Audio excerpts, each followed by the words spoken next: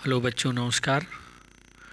मैं लक्ष्य वेद YouTube channel से ब्रजेश सर। मैंने आपको कक्षा 10वीं की हिंदी के पद्य से लगभग 7 या 8 चैप्टर तक मैंने पढ़ाया था। उसी में से ही आपकी परीक्षा में आएगा। अब मैं समय कम होने के कारण आपको हिंदी विद्या का जो क्वेश्चन बैंक है, सीरीज है, उसी से मैं आपको अब पढ़ाऊँगा क्रमशः। ये जो अभी मैंने हिंदी गद्य का विकास एवं संक्षिप्त परिचय, तो यहाँ से इस पार्ट से आपको 10 अंक मिलेंगे। यह पार्ट और 10 अंक का आपका व्याकरण होगा, हिंदी व्याकरण। उससे यानी 20 अंक जो है OMR भरने का आता है उसमें। तो आज मैं हिंदी गद्य के विकास का जो संक्षिप्त परिचय है, इसमें 2 युग हैं और आधुनिक युग में स्वतंत्रता के बाद का युग है, अर्थात कुल 3 युग हैं। 3 युग का जो संक्षिप्त परिचय है, 3 युग के इतिहास का हिंदी गद्य साहित्य के, उसे मैं इस वीडियो में बताऊंगा। आपको याद करवाऊंगा। कैसे याद करना है उसे समझिए। देखो बच्चे, इसमें शुक्ल युग लिखा है। ये तालिका बनी हुई है जिसमें युग का नाम है, कालावधि है, प्रमुख लेखक हैं, प्रमुख रचनाएं हैं, प्रमुख विधाएं हैं और उनमें प्रमुख विशेष, माने उस काल में जो विशेष रहा है वो है। तो युग के नाम में पहला युग है शुक्ल युग। इसके पहले के युगों को कक्षा 9 में आप पढ़ चुके हैं। अब आपको इन्हीं 3 युगों से, 3 युग हैं, शुक्ल युग, शुक्लोत्तर युग और स्वतंत्रोत्तर युग। शुक्ल युग को हम छायावाद युग कहते हैं और शुक्लोत्तर युग को छायावादोत्तर युग कहते हैं और आधुनिक युग को स्वतंत्रोत्तर युग कहते हैं। शुक्ल युग की जो समयावधि है वह सन 1919 से 1938 ईस्वी तक है। अर्थात शुक्ल युग या छायावाद युग यह 1919 से लेकर के 1938 तक 19 वर्षों की अवधि तक है। अब इसमें जो शुक्ल युग है, शुक्ल युग में जो लेखक हैं, माने 1919 से लेकर के 1938 ईस्वी तक हिंदी गद्य साहित्य में जो लेखक रहे हैं उसमें प्रमुख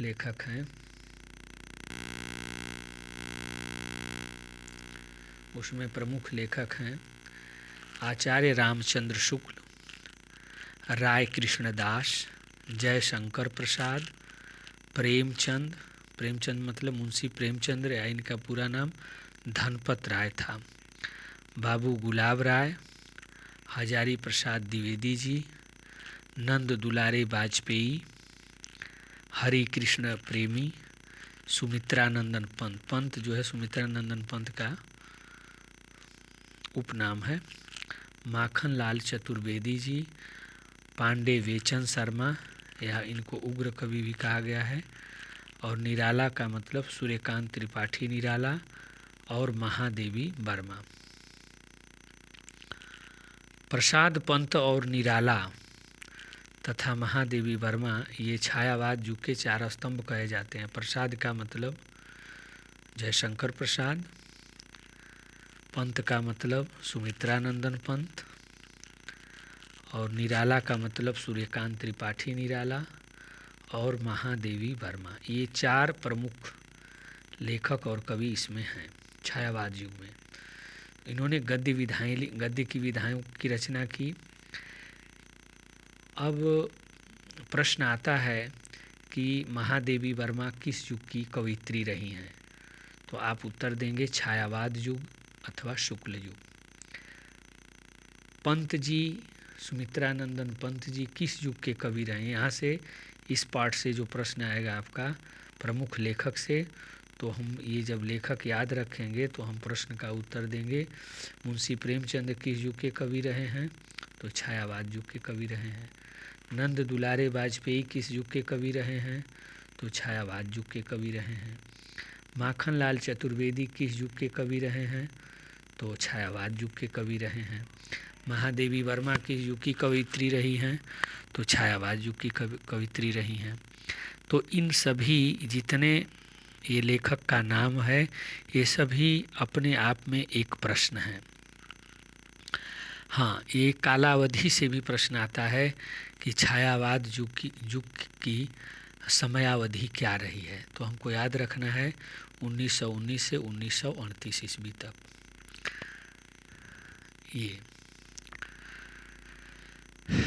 आगे जो है, अब छायावाद युग में प्रमुख रचनाएं, अब चिंतामणि, चंद्रगुप्त, गोदान मुंशी प्रेमचंद का प्रमुख उपन्यास है। कर्मभूमि, पुनर्नवा, आन का मान, हिंदी साहित्य का इतिहास रामचंद्र शुक्ल ने लिखा है।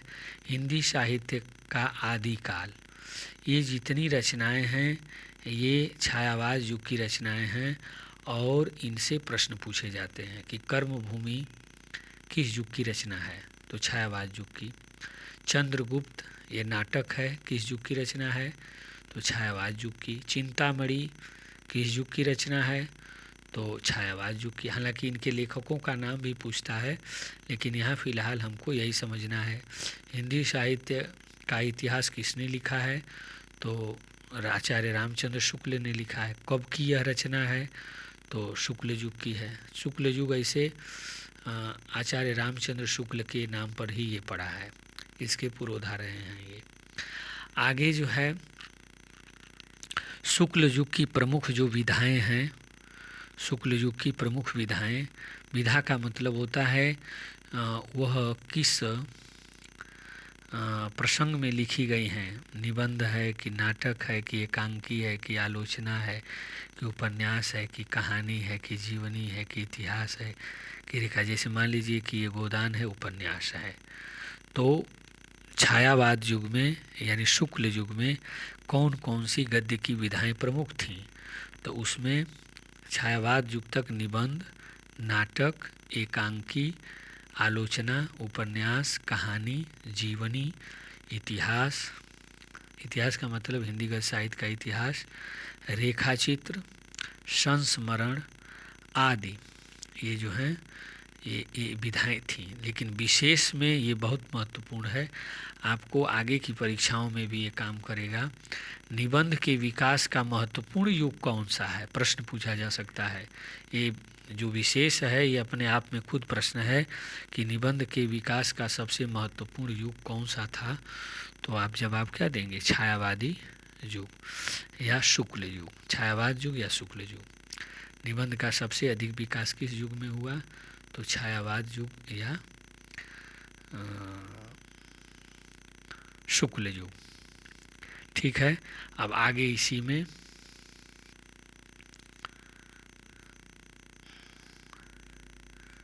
शुक्लोत्तर युग। शुक्ल युग के बाद का जो युग है, शुक्ल धन उत्तर बराबर शुक्लोत्तर, गुण संधि है, शुक्ल धन उत्तर बराबर शुक्लोत्तर युग। तो शुक्लोत्तर युग का मतलब शुक्ल युग से उत्तर माने बाद का युग, इसको छायावाद शुक्ल युग छायावाद युग है, ये छायावाद उत्तर युग है। अब शुक्ल युग के बाद का जो युग है वो छायावाद उत्तर युग कहलाएगा। अब इसमें जो है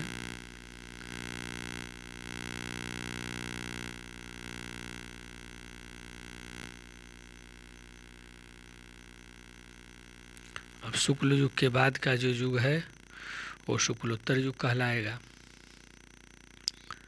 अब शुक्ल युग जो चला है वो 1919 से 1938 तक था, और शुक्लोत्तर युग सन 1938 ईस्वी से लेकर के 1947 ईस्वी तक चला।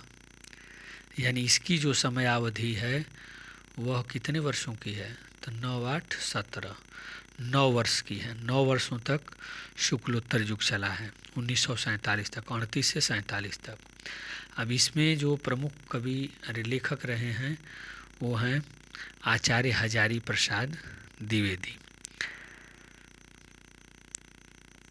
हजारी प्रसाद द्विवेदी जी शुक्ल युग में भी रहे हैं और शुक्लोत्तर युग में भी रहे हैं। तो आचार्य हजारी प्रसाद द्विवेदी जी, महादेवी वर्मा, तो छायावाद युग में ये दोनों आ गया। यदि छायावाद में कहें तो महादेवी वर्मा भी हैं, छायावाद उत्तर में भी हैं और छायावाद युग में भी हैं। अमृतलाल नागर हैं छायावाद उत्तर में, वृंदावन लाल वर्मा हैं, सेठ गोविंद दास हैं, हीरानंदन वात्सायन अज्ञे जी जो है, हीरानंदन वात्सायन अज्ञे का पूरा नाम है, अज्ञे जी का पूरा नाम है, ये तो उनका उपनाम है, या हाँ उनका उपनाम है। इला चंद्र जोशी जी, जैनेन्द्र कुमार अज्ञे जो है, हीरानंदन वात्सायन अज्ञे इनको कहा जाता है, उनका ये शॉर्ट नेम है, उपनाम है। इला चंद्र जोशी, जैनेन्द्र कुमार, रांगे राघव, यशपाल, नंद दुलारे वाजपेयी, फणीश्वर नाथ रेणु और लक्ष्मी नारायण मिश्र, राम वृक्ष बेनी पुरी, ये छायावाद उत्तर युग है। अब इसमें जो है आचार्य हजारी प्रसाद द्विवेदी और महादेवी वर्मा भी हैं। तो छायावाद युग में और छायावाद उत्तर युग में इस सीरीज में जो है दोनों में महादेवी वर्मा और हजारी प्रसाद द्विवेदी दोनों को दोनों युग में रखा गया है। अमृतलाल नागर, वृंदावन लाल वर्मा। अब आपसे प्रश्न पूछा जा सकता है कि कौन से दो कवि हैं जो शुक्ल युग में भी हैं और शुक्लोत्तर युग में भी हैं? तो महादेवी वर्मा और आचार्य हजारी प्रसाद द्विवेदी दोनों में रहे हैं। अमृतलाल नागर किस युग के कवि हैं? तो छायावाद उत्तर युग के। वृंदावन लाल वर्मा किस युग के कवि हैं? तो शुक्लोत्तर युग के। सेठ गोविंद दास किस युग के कवि हैं? तो शुक्लोत्तर युग के या छायावाद उत्तर युग के। इलाचंद जोशी किस युग के कवि हैं? तो छायावाद उत्तर युग के। जैनेन्द्र कुमार और रांगे राघव यशपाल किस युग के कवि हैं? तो छायावाद उत्तर युग के।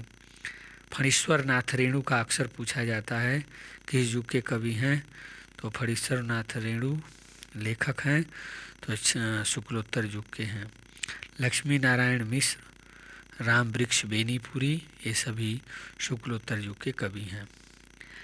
अब शुक्लोत्तर युग की जो प्रमुख रचनाएं हैं वो ये हैं। बाण भट्ट की आत्मकथा किस युग की रचना है? बाण भट्ट की आत्मकथा शुक्लोत्तर युग की रचना है। मृगनयनी किस युग की रचना है? तो शुक्लोत्तर युग की है। स्मृति की रेखाएं किस युग की रचना है? तो शुक्लोत्तर युग की रचना है। विराट की पद्मिनी किस युग की रचना है? तो शुक्लोत्तर युग की। मैला आंचल किस युग की रचना है? शुक्लोत्तर युग की। मैला आंचल। सुनीता किस युग की रचना है? शुक्लोत्तर युग। सुखदा किस युग की रचना है? तो शुक्लोत्तर युग की। अशोक के फूल किस युग की रचना है? शुक्लोत्तर युग। अतीत के चलचित्र किस युग की रचना है? शुक्लोत्तर युग।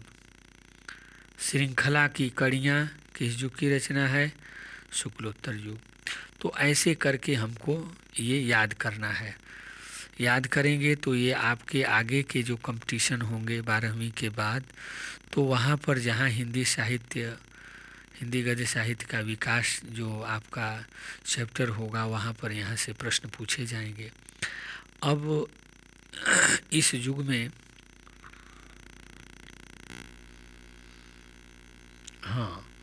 तो आगे जो है इसमें तो श्रृंखला की कड़ियाँ, बाण भट्ट की आत्मकथा, मृगनयनी, स्मृति की रेखाएं, विराट की पद्मिनी, मैला आंचल बहुत फणीश्वर नाथ रेणु की रचना है, बहुत प्रसिद्ध है, कई बार आया है। तो फणीश्वर नाथ रेणु जो है शुक्लोत्तर युग के कवि हैं, लेखक हैं। और इन्होंने मैला आंचल नामक उपन्यास लिखा है। सुनीता, सुखदा, अशोक के फूल, अतीत के चलचित्र और श्रृंखला की कड़ियाँ आदि ये जो रचनाएं हैं ये शुक्लोत्तर युग की हैं। ये सभी जो रचनाएं हैं ना, ये सब अपने आप में एक प्रश्न है। बच्चे इसको बढ़िया से याद कर लीजिए, और ये यही नहीं कि 10वीं में ही आपको काम करेगी। यही लोग जब आगे की परीक्षाओं में, कंपटीशन प्रतियोगी परीक्षाओं में भाग लेते हैं तो ये फिर से उनको पढ़ना पड़ता है। इसके लिए लोग तैयारी करते हैं। आप अभी से इसको याद कर लीजिए, आपके बहुत काम की चीज़ें हैं।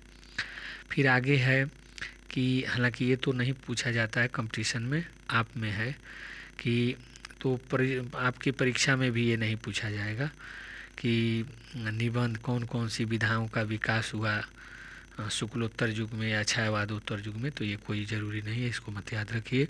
इसको याद करिए आगे का कि शुक्लोत्तर युग में सबसे अधिक किसका विकास हुआ, तो इस युग को प्रगतिवादी युग भी कहा जाता है। इसका विशेष है प्रगतिवादी युग, क्योंकि इसमें हिंदी साहित्य में बहुत प्रगति हुई थी, इसलिए इसे प्रगतिवादी युग भी कहा गया है।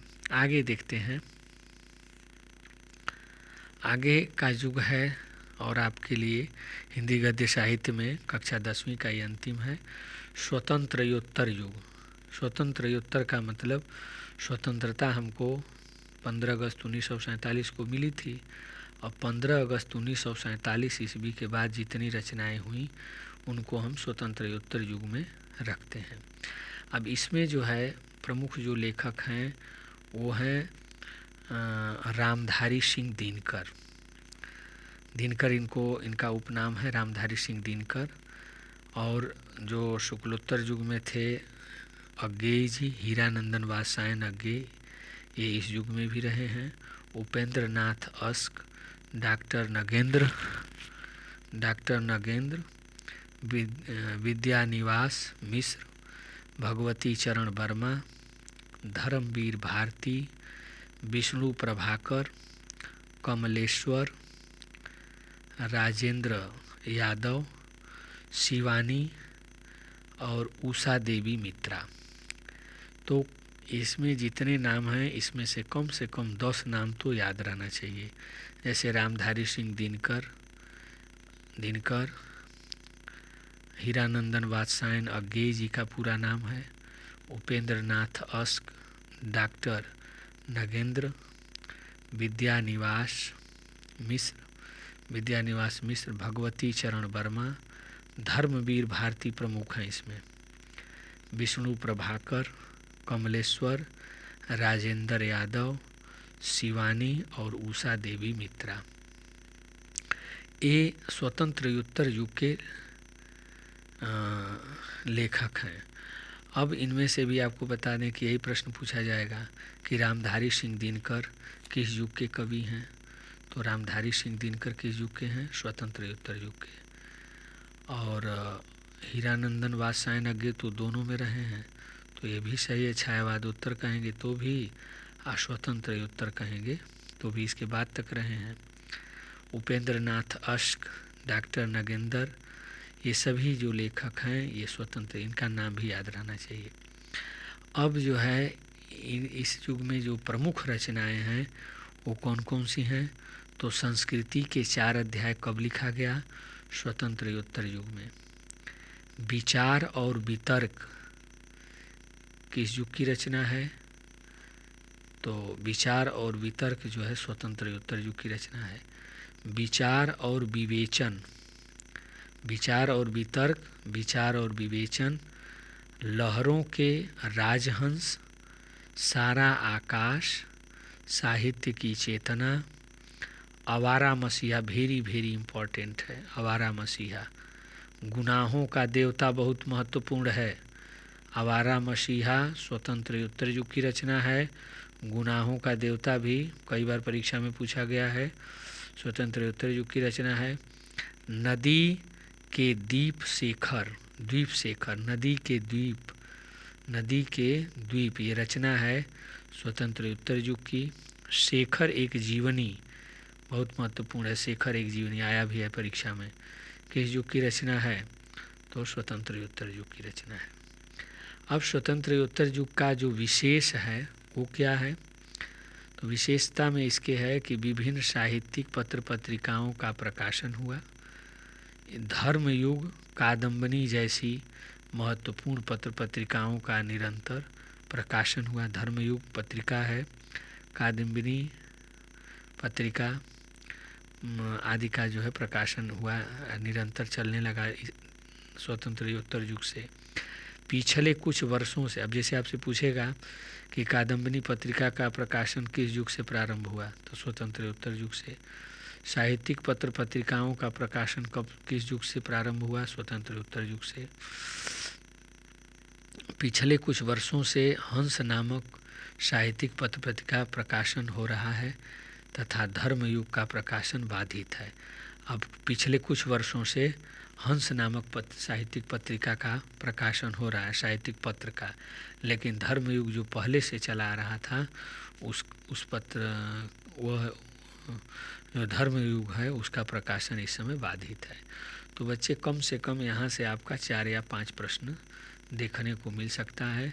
तो कृपा करके आप इसे हमने जैसे बताया है इसको बार बार सुनिए, वीडियो में देखिए और इसे समझने का प्रयास करिए। ये आपके आगे की परीक्षाओं के लिए भी, जब आप कंपटीशन में उतरेंगे तो कंपटीशन में भी ये सब कुछ है, इसलिए कृपा करके इन्हें ज़रूर याद रखिए।